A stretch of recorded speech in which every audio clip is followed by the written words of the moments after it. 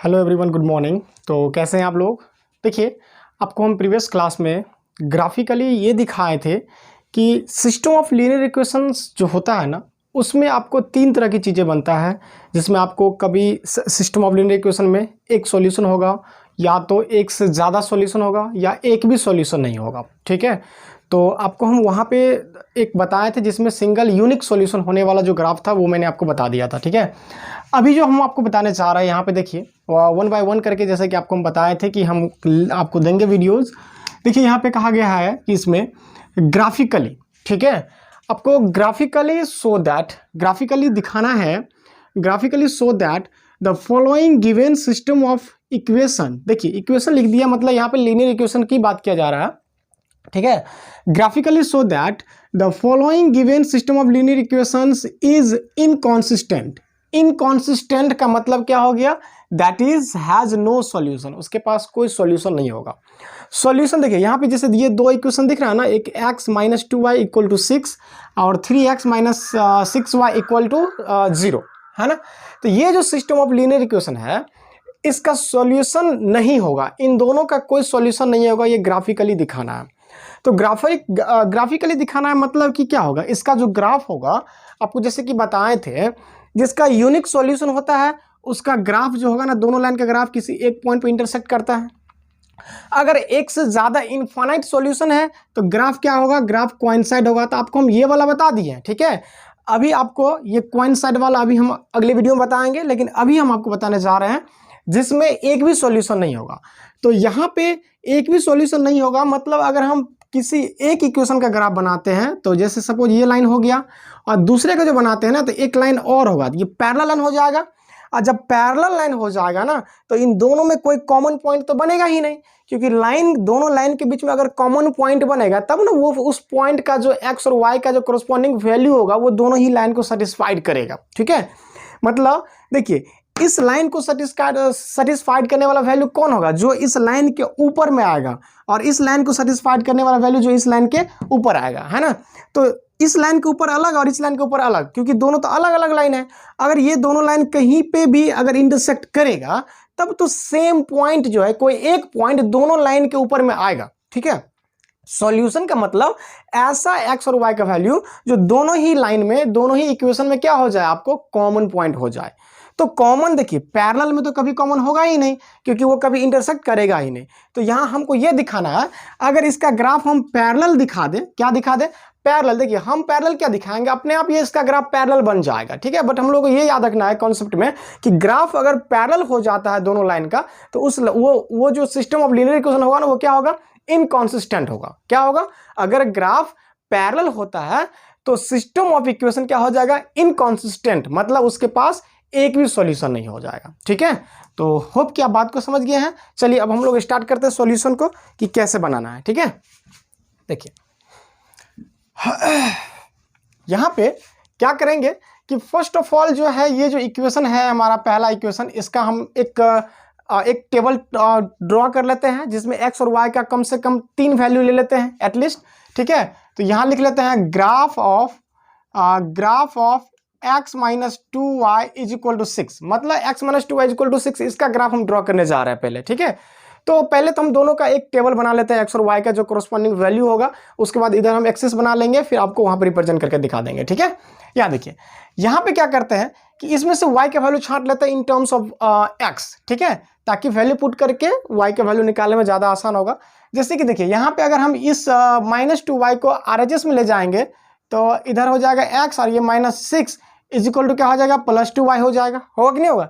ज़्यादा कुछ नहीं किए, 6 को LHS में लाए और माइनस 2y को RHS में ले गए। ठीक है, अब देखिए 2 नीचे आ जाएगा तो x माइनस 6y क्या हो जाएगा? 2 इज इक्वल टू y हो जाएगा। होगा ना, x minus 6/2 is equal to y। Clear हो गया। अब चलिए, अब देखिए इसमें हम वैल्यू जरा पुट करके निकालते हैं। इसको इस तरह से एक बॉक्स बना लेते हैं। इसमें क्या करेंगे, यहाँ x लिखेंगे, यहाँ y लिखेंगे और 3 कॉलम और बनाएंगे। ठीक है, अब देखिए, अब क्या करते हैं, पुट करेंगे, पुटिंग। देखिए आपको जैसे कि हम बताए थे कि x का आप ऐसा वैल्यू पुट करिए ताकि आपको y का भी कोई एक्यूरेट वैल्यू आ जाए, डेसिमल में ना आए, क्योंकि आपको रिप्रेजेंट करने में अगर जैसे कि वैल्यू 1 2 3 -1 -2 आता है तो रिप्रेजेंट करने में बहुत ही आसान होगा। ठीक है, तो थोड़ा सा सोच करके ले लीजिएगा। देखिए जैसे कि अगर हम मान लीजिए यहाँ पे अगर हम x का वैल्यू 0 लेते हैं, अब वैसे देखिए नीचे में 2 है, मतलब ऐसा x का कोई वैल्यू रखने पे ताकि न्यूमरेटर में कुछ ऐसा बन जाए जो 2 से डिविजिबल हो जाए। तो अगर हम x इक्वल टू 0 रख देते हैं, तो 0 रख देंगे तो क्या होगा, 0 - 6/2 इज इक्वल टू y। तो -6/2 क्या हो जाएगा, आपको क्या हो जाएगा यहाँ से, अगर हम सिंप्लीफाई कर लें तो यहाँ से डायरेक्ट निकल जाएगा y इक्वल टू क्या निकल जाएगा आपको, -3 निकल जाएगा। ठीक है, तो x 0 और y क्या हो जाएगा, -3 हो जाएगा। ओके, अगेन फिर देखिए, फिर अगर हम पुट करते हैं, पुट क्या करेंगे अब यहाँ पे देखिए 2 से डिवाइड करना है, तो x इक्वल टू अगर हम 1 पुट करेंगे तो 6 में से 1 कटेगा तो 5 बच जाएगा। तो फिर वो जैसे कि -5/2 आ जाएगा, तो वो भी चलेगा, क्योंकि -5/2 मतलब 2.5 ये आसानी से मिल जाएगा। तो इससे अच्छा है कि हम x इक्वल टू 2 पुट कर ले, क्या पुट कर ले, 2, x इक्वल टू 2 डाल देंगे तो 2 - 6/2 इज इक्वल टू y हो गया। यहाँ देखिए ये हो जाएगा -4/2 इज इक्वल टू y। तो यहाँ से y इज इक्वल टू क्या निकल जाएगा आपको, ये -2 निकल जाएगा। आएगा कि नहीं आएगा, क्या हो जाएगा, -2 हो जाएगा। तो x2 then y is also -2 हो गया। ठीक है, अगेन क्या करते हैं, अगेन हम निकाल लेते हैं, आपको x इक्वल टू क्या पुट कर दें, क्या पुट करेंगे, चलिए देखिए आपको 4 पुट कर देते हैं, क्या 4 अगर पुट करते हैं तो 4 - 6/2 इज इक्वल टू y हो जाएगा। यहाँ हो जाएगा -2/2 इज इक्वल टू y। ठीक है, तो y इज इक्वल टू हो जाएगा आपको -1 हो जाएगा। अगर x 4 पुट किए तो y क्या हो गया, -1 हो गया। तो ये देखिए फर्स्ट इक्वेशन के लिए आपको ये जो ग्राफ आया है ये निकल गया। अब जो निकालना है, अब निकालना है हमको किसके लिए, सेकेंड इक्वेशन के लिए। ठीक है, ये हम थोड़ा सा जगह बचा के काम करेंगे क्योंकि उधर हमको ग्राफ भी बनाना है। ठीक है, तो यहीं पे हम लिखते हैं। ओके, यहाँ लिखते हैं क्या कि ग्राफ ऑफ आपको हो गया graph of 3x - 6y is equal to 0। इसका तो बहुत ही सिंपल है, आसानी से निकल जाएगा। देखिए कैसे, 6y को अगर आप उधर ले जाइए तो 3x is equal to 6y हो जाएगा। मतलब आप 6y को इधर से लिख लीजिएगा तो 3x is equal to 6y हो गया। तो y इज इक्वल टू क्या होगा आपको, 3x/6 हो जाएगा। देखिए इसको काट लीजिए थोड़ा आसान हो जाएगा। 3 2 6, मतलब आपको क्या निकल गया, y is equal to x/2 निकल गया। अब आपको x का वैल्यू ऐसा पुट करिए ताकि y का वैल्यू भी आसानी से निकल जाएगा। तो यहाँ से करते हैं, देखिए बहुत simple, x is equal to अगर आप 0 पुट करते हैं तो 0/2 क्या हो जाएगा आपको, देन वी गेट आप लिख लीजिएगा। ठीक है, x 0 तो y भी क्या हो जाएगा, 0 हो जाएगा। तो इसके लिए भी आपको एक बॉक्स तो बनाना ही पड़ेगा ना, तो यही बना लेते हैं एक बॉक्स। ठीक है, यही बना लेते हैं, x y ये हो गया, x 0 दिए तो y 0 भी आ गया। ठीक है, अब देखिए फिर अगर हम पुट करेंगे, फिर क्या करेंगे, putting x is equal to 2 put कर दीजिए। कितना सॉरी कितना पुट करेंगे, 2 अगर पुट कर दें हम, x का वैल्यू 2 पुट कर देंगे तो सीधे 2/2 क्या हो जाएगा, 2/2 1 हो जाएगा। तो y इज इक्वल टू 1 हो गया। तो अगर यहाँ पे x 2 देन क्या हो जाएगा आपको, y 1 हो गया ना, y 1 हो गया। देखिए ना x/2, तो x का वैल्यू 2 हो जाएगा, तो 2 जब 2 1 जा 2 1 हो जाएगा ना। अब चलिए, अब यहाँ पे अगर हम क्या कर दें, पुट कर देंगे x इज इक्वल टू 4 डाल देते हैं, क्या डाल दें, 4 डाल देंगे। तो x इज इक्वल टू 4 डालेंगे तो y इज इक्वल टू 4/2, मतलब कैंसिल आउट होकर क्या हो जाएगा, 2 हो जाएगा। तो x 4 देन y विल भी क्या हो जाएगा आपको, 2 हो जाएगा। ठीक है, अब आप इसके माइनस में भी वैल्यू पुट करिएगा तो भी निकल जाएगा। तो होप कि आपको इतना चीज समझ में आ गया होगा। अब सिंपली क्या करना है, अब आपको ग्राफ पेज पलटना है, क्या, ग्राफ पेज। ठीक है, तो ग्राफ पेज में क्या करेंगे, हम यहाँ पे एक एक्सिस ड्रॉ करेंगे पहले। ठीक है, ये हो गया आपका एक्स एक्सिस, इधर निगेटिव साइड में x डैश लिखते हैं, और ये हो गया आपका क्या हो गया, y एक्सिस, ये हो गया y, और इधर हो गया आपको y डैश। आपको पता है ना कि ये होता है ओरिजिन, मतलब intersection point of y axis and x axis जो होता है वो क्या होता है आपको ओरिजिन। ठीक है, तो इसमें इसका जो कोऑर्डिनेट होता है आपको क्या होता है, 0 0 होता है, क्योंकि यहीं से सब स्टार्ट होता है ना, तो ये 0 0 है।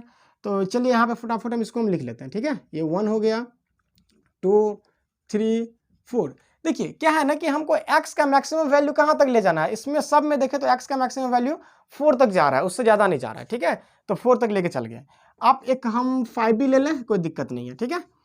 अब y का वैल्यू मैक्सिमम, तो y का वैल्यू मैक्सिमम ज़्यादा नहीं जा रहा, तो फिर भी ले लेते हैं।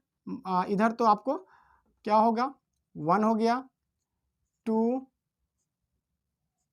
3 4 5, ठीक है। इधर -1 -2 -3 -4 -5, ये हो गया -1 -2 -3 -4 -5, ठीक है, ये हो जाएगा। अब चलिए अब रिप्रेजेंट करते हैं। तो फर्स्ट इक्वेशन की बात करते हैं यहाँ पहले वाला, तो x0 और y क्या हो गया -3। देखिए y -3, तो x0 कहाँ होगा, y एक्सिस पे हर एक वैल्यू ऑफ x क्या हो जाएगा, इच वैल्यू ऑफ x क्या होता है आपको 0 होता है। तो y एक्सिस पे देखिए -3 यहाँ पे माइनस हो जाएगा, ओके। तो -3 यहाँ पे जो है ये क्या है, ये -3 है, तो y -3 और x0 ये यहीं पे होगा इस जगह पे। उसके बाद x2 और y -2, तो x2 यहाँ है इसके सामने, यहाँ से ऐसे आएगा और y -2 यहाँ जाएगा, ठीक है, इस जगह पे, ओके, यहाँ हो गया। इसके बाद देखिए x4 y -1, तो x4 और y -1 इधर से गया यहाँ पे, ये इस जगह पे, ठीक है, x4 y -1 हो गया ना। अब चलिए अब देखिए अगर हम इस तीनों पॉइंट को, अगर हम इस पॉइंट का नेमिंग कर लें, यहाँ पे जो नेमिंग क्या है आपको 0, ये -3 इसका कोऑर्डिनेट हो गया, इसका नेमिंग कर लेते हैं a, ठीक है, इसका नेमिंग कर ले हैं b, इसका कोऑर्डिनेट हो जाएगा आपको x2 और y -2 हो गया, ठीक है। इसका कोऑर्डिनेट हो गया आपको 4 क्या हो गया, उसके बाद -1 हो गया, ठीक है।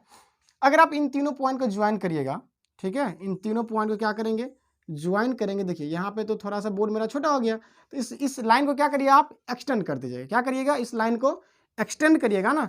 तो ये जो लाइन हुआ, ये ग्राफ किसका ग्राफ हो गया है, ये हो गया आपको x -2 y = 6 का ग्राफ हो गया, ये आपको लिख देना है यहाँ पे, ठीक है। अब सेकेंड वाला देखिए, सेकेंड को ड्रॉ करते हैं। सेकेंड वाला क्या है, आपको पहला पॉइंट जो बनता है वो 0 0 बनता है, ठीक है, ए बी सी ये तीनों पॉइंट को ज्वाइन कर दिया। 0 0 जो बनता है, ये 0 0 तो यहीं पे होगा, ओरिजिन पॉइंट पे 0 0। उसके बाद x2 y1, तो y1 यहाँ हो गया, x2 यहाँ हो गया, ये हो गया x2 y1 हो गया। इसके बाद देखिए x4 y2, तो x4 यहाँ है और y2 यहाँ पे है ना, यहाँ पे इस जगह पे हो गया। अब इन तीनों पॉइंट को अगर हम इसको, ये तो O ही रहेगा, ये P हो जाएगा और ये Q हो जाएगा, ठीक है। इसका कोऑर्डिनेट आप लिख दीजिएगा यहाँ पे, इसका कोऑर्डिनेट क्या हो जाएगा, ये Q का कोऑर्डिनेट हो गया आपको 4 2, और आपको इसका कोऑर्डिनेट हो गया कितना, P का कोऑर्डिनेट्स हो गया 2 1, क्या हो गया, x2 और y1 हो गया। इसका तो 0 0 है। अगर इन तीनों पॉइंट को अगर हम ज्वाइन करें, तीनों पॉइंट को अगर हम ज्वाइन कर दें और एक्सटेंड कर लेंगे, एक्सटेंड कर देंगे, तो देखिए आपको ये लाइन किसका ग्राफ हो गया, इस लाइन मतलब इस लाइन का इक्वेशन क्या है, ये सेकेंड वाला 3x - 6y और = 0 हो गया ना। तो ये देखिए आपको क्या लग रहा है, देखने से ये लग रहा है ना कि दोनों ही लाइन क्या हो रहा है, कि ये दोनों लाइन पैरेलल है।